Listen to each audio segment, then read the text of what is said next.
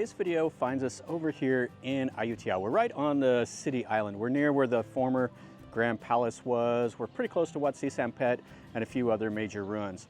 We're at another one that's pretty popular for people to come over here and take a look at. Tourists as well as the locals. The locals will come over here and pray. And what we're going to take a look at is a humongous reclining Buddha that's out here. It's Wat Lokaya Sutha. Now, they don't know exactly when this temple was built.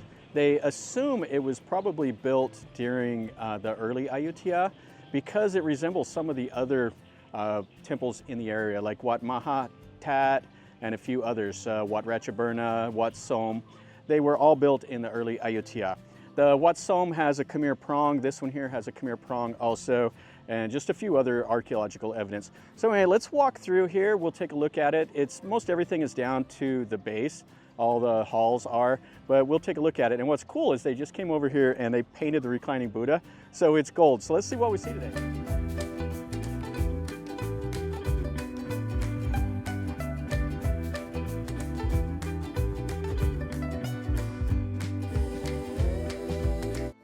Now this is the area. They have all the vendors that set up over there. Then this goes out into the local communities.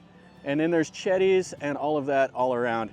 And this is kind of the highlight of the whole temple ruin here. So you have this humongous reclining Buddha. And the last time I came over, this was all faded off and flaky, and now it looks quite cool. So they would have had halls all around it. This would have been a humongous, like Wihan. You can see the base of the columns there. And then they would have had other buildings over here with other, like these would have been columns for some kind of roof. And then we had a perimeter wall and chetties all around. But kind of what everybody does, they come over here, the locals come and they pray. There's a little shrine right there, so they come and they pray to this reclining Buddha. Yeah, so you can see they have the little shrine that they've stuck the gold leaf on, and then the reclining Buddha is back behind.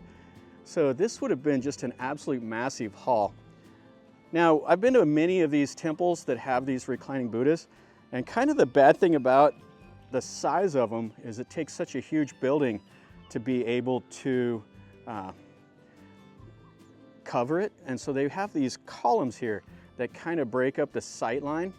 The old temples, before they used like steel and everything, when they had just the brick and mortar, they had to have these humongous columns that you just couldn't see the reclining Buddha. But that's the one thing that's nice here, is the building has collapsed down so you can actually see it. But even though I would rather the old existing building to be there. So you can see these were octagonal shape. You got a little bit of the plaster there. And then you can see they would have had lotus flowers around the base of this reclining Buddha. And then you can see the construction is brick. Now, I don't know if they did it on this one, but a lot of the old reclining Buddhas, what they would do is they would melt down like important like gold Buddha statues and put inside, or they would actually just put special artifacts inside of the Buddha whenever they build it. As you can see, it's sitting here on the lotus flowers.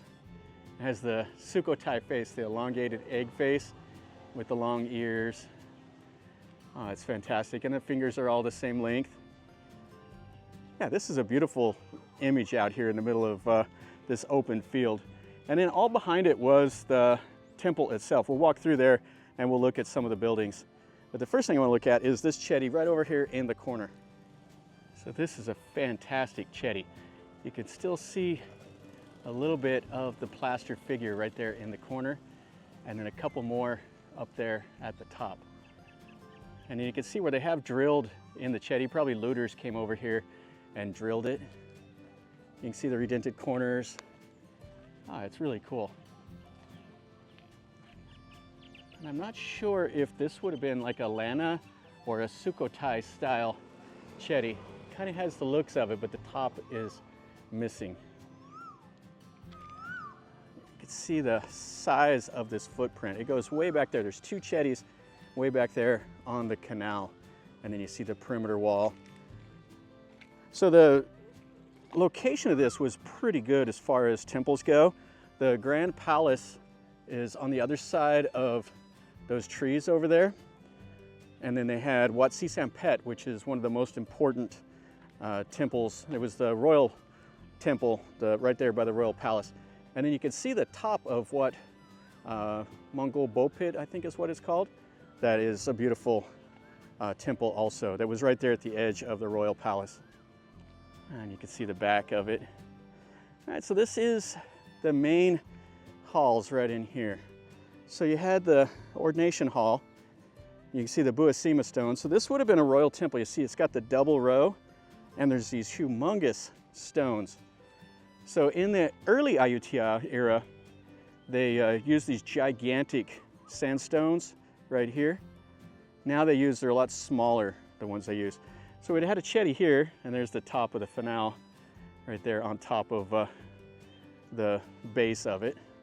And we have like a couple little pieces of images over there all around. So in the early Ayutthaya also, they only used 6 of the stones.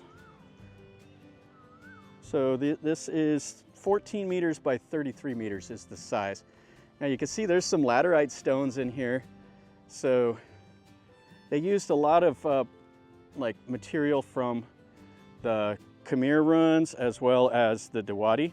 They used these laterite stones and they would incorporate those into the construction. I mean, the material was here, so they would bring them over, and this laterite stone, they could chisel it down pretty easy. It was an easy material to work with, and the columns would have been built out of that.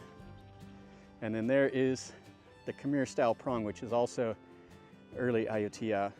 And then this is part of the Buddha. So you can see it was the brick and plaster construction. There's like arms and the legs and the torso and stuff. Just the pieces all strewn about. And then this one here would have been sandstone.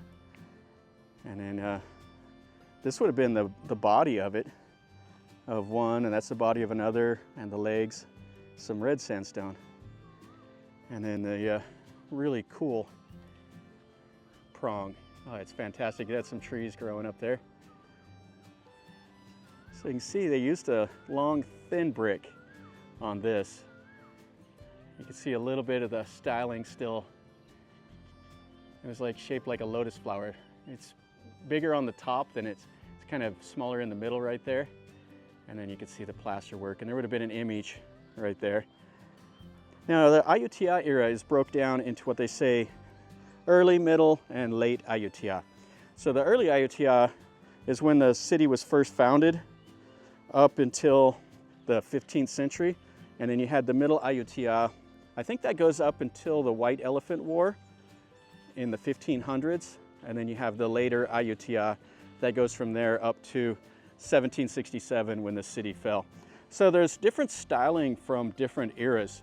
So the archaeologists, they all can come over here and they can look at it, and they know exactly when it was built based on how many corners the chetties had, the different bricks that they used. I mean, there's a lot of stuff that they used to determine the age of these temples. So that's how they date this to the early Ayutthaya. So there would have been a cloister separated around this chetty. So this right here would have been a cloister that would have had the Buddha images, and it would have went all the way around. And then this chetty is 14 meters high. And you can see the relic chamber right there. And then it would have had the auxiliary chetties all around. And then there would have been, I think there's 3 wihans that are right across here. And they're all down to the base, but there would have been Buddha images all around, especially in this cloister. And there would have been Buddhas inside. Oh, and it's really fantastic. So all of these images would have been facing to the east, over that way. But that reclining Buddha is facing to the west, which is kind of a little bit different. I have another huge piece of the laterite stone. Yeah, all the wihans look like they're kind of similar. They would have had the columns to support the roof here, and they would have all had pedestals with the Buddha images. And you can see they have laterite stones mixed in with the brick. And then there would have been a Buddha image sitting here. This would have been a large image. This might have been a standing. Oh, that's really big. And then here's some feet. So yeah, that would have been a standing image, which the early Ayutthaya, they took a lot of stuff from the Khmer as well as the Sukhothai. And then Ayutthaya eventually went up in the 1400s, and they basically told the Sukhothai kingdom to join forces with them. And then they kind of forced a lot of the workers to leave from up there to come down here. So Sukhothai was abandoned. And then they brought workers down here to farm around Ayutthaya, plus all the other stuff, tradesmen and everybody that would have came down here. So this would have had two entrances here. You can see just what's left of the outer wall. And there would have been a platform right there, probably for another image, right in the middle of the doors. And you can see the columns have a little bit of plaster on the bottom and in the perimeter wall. And then this leads over here to these two chetties. That's what I want to see. That'll be the last we look at here at this temple today. Yeah, so the three sermon halls, or the three Wihans. You can see the stairs that would have led into this one. And then this one here had like the little covered walkway around it. And then the perimeter wall here. And then these two really cool chetties. And this bordered right up to the canal. The canal is right over here. And this is the chetty. So that spire would have been quite a bit taller, and it's just missing off the top. And then this one over here, oh, you can see some of the styling up there at the top. And it has the little recessed coves or nooks right there for a Buddha image. The same as this, but there's nothing inside of there, just the plaster.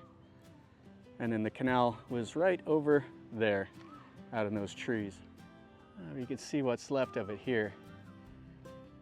Quite a bit of the detail work is still right there. That's really, really nice. So 14th, 15th century-ish, and it's still hanging tough like this.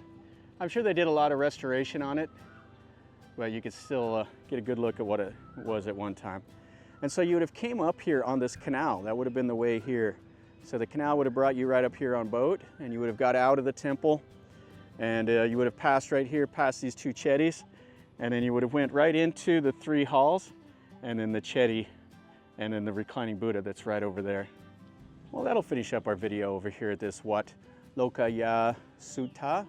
This is a fantastic temple. This is one that most tourists come over here and see it. So if you hire out like a tuk-tuk, and they'll take you to the major sites. They'll take you to Wat Sampet, and they'll bring you up over here, because this is not too far from Wat Sampet, Wat Ratchaburana, and all the other famous ones that are part of the historical park, the pay sites. This one here is free. You could just wander up here and take a look at it.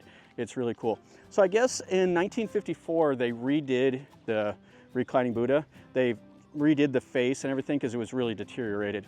So anyway, it's still fantastic, even though it's not exactly 100% original, it's still quite cool. So you can get a good idea of how fantastic this temple would have been. Everything's down to the base, which is unfortunate. It would be really fantastic if the four halls were still standing so you could walk through and really get a good appreciation of what this temple looked like. You know, you come to places like this, you got to use your imagination a little bit, but just imagine the wealth that was in Ayutthaya, that they had so many temples. I mean, there were over 100 temples here in the city and surrounding it.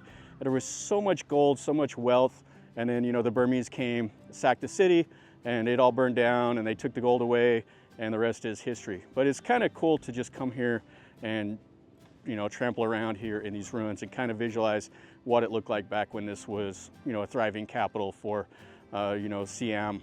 Anyway, hopefully you enjoyed the video as much as I did making it. If you did, smash the like button. If you're new to the channel, subscribe, and then you get to see some more stuff like this.